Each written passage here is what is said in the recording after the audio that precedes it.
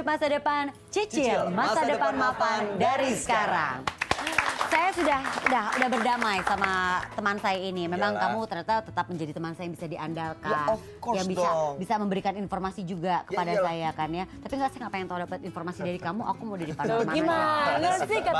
Baru damai, udah ngajak perang lagi. Gak apa-apa, emang kalau cinta tuh gitu. Lebih bisa Iya. diandalkan Panorama daripada kamu. soalnya. juga sih kalau itu. Pak, kita penasaran deh Pak. Jadi sebenarnya jenis asuransi apa sih Pak yang bisa dimiliki sama orang-orang yang mungkin tidak penghasilannya nggak tetap atau mungkin penghasilannya nggak banyak, karena kan tadi kan ada yang berpikir bahwa ya untuk punya asuransi harus punya penghasilan yang banyak Pak.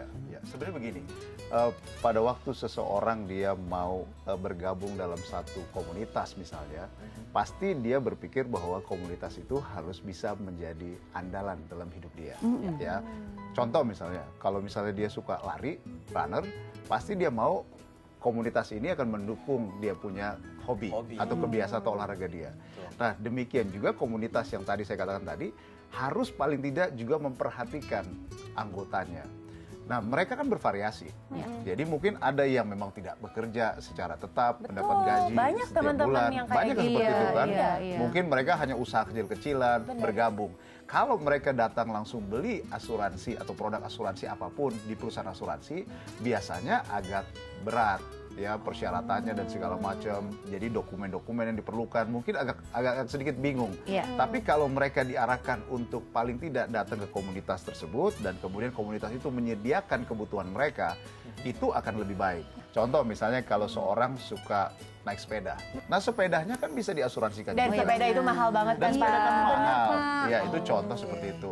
Kalau dia sampai kecelakaan kan bisa diasuransikan juga orangnya. Iya. Ya, kalau sampai misalnya tangannya cacat Cedera atau apa ya. atau cedera karena kecelakaan, itu pun bisa diasuransikan. Jadi pada waktu bicara satu komunitas, pasti di dalamnya bervariasi. Iya. Kalau misalnya contoh komunitas itu eksklusif, contoh nih misalnya, di sana udah jelas segmennya jelas, orang yang penghasilannya pun cukup tinggi misalnya, kita bisa buat produk yang cocok dengan komunitas tadi.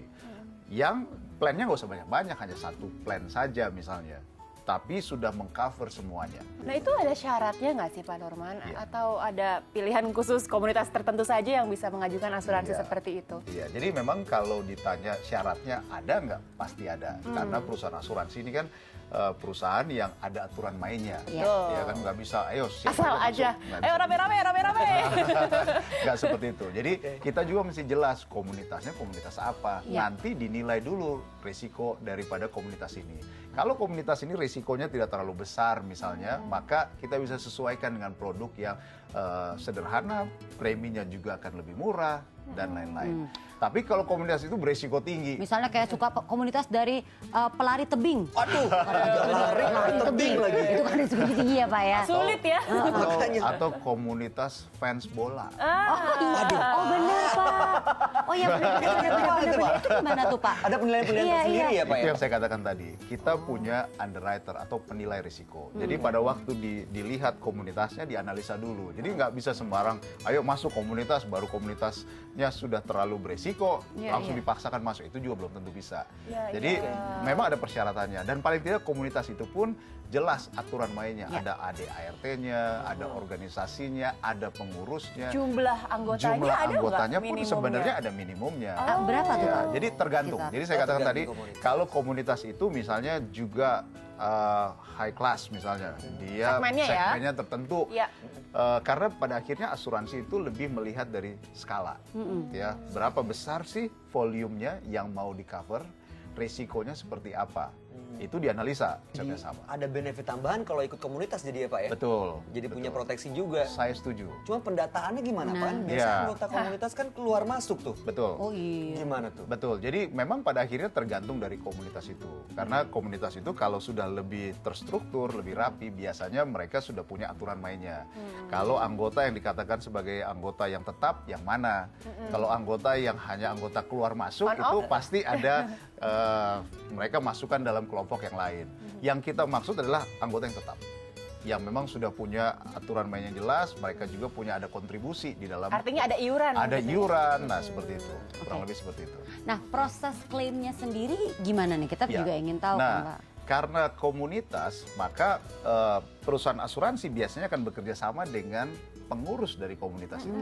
Baik, Sehingga pada waktu terjadi kerjasama, ada kesepakatan, maka akan dibuatlah siapa saja yang mau di cover atau dilindungi dalam kerjasama ini. Jadi kalau misalnya tadi dikatakan didata seperti apa jumlahnya, orang-orangnya siapa saja, nanti benefitnya mau dikasih apa aja, itu didata. Kalau terjadi klaim bagaimana? Proses klaimnya akan juga melalui pengurus. Oh, jadi nggak bisa sendiri juga Jadi ya Pak nggak ya? bisa sendiri juga, karena kalau sendiri-sendiri akan bingung kita juga. Ini dari mana nih kok tiba-tiba datang ada klaim? Nah, pengurus itulah yang akan nanti mengurus sampai ke perusahaan kita. Dari awal juga sudah diurusnya, asuransinya kan diurus oleh pengurus. Lalu Betul. kalau klaimnya pun juga nanti akan di... Betul.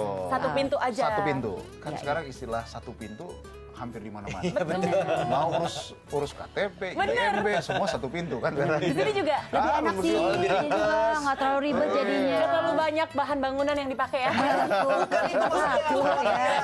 Oke, nanti kita balik lagi ya, karena ini tentunya semakin membuat kita penasaran nih ya, karena mungkin banyak juga dari Anda yang saya tuh nggak punya pekerjaan tetap, atau mungkin saya juga nggak punya penghasilan yang besar, tapi saya ingin sekali berasuransi. Kayak tadi kan menarik sekali nih, komunitas pun ternyata bisa berasuransi. Jangan kemana-mana dulu pemirsa, kita akan kembali lagi tetap di Gaya Hidup Masa Depan.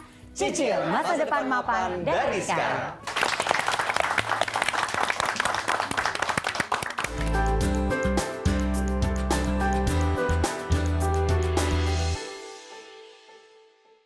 Dipersembahkan oleh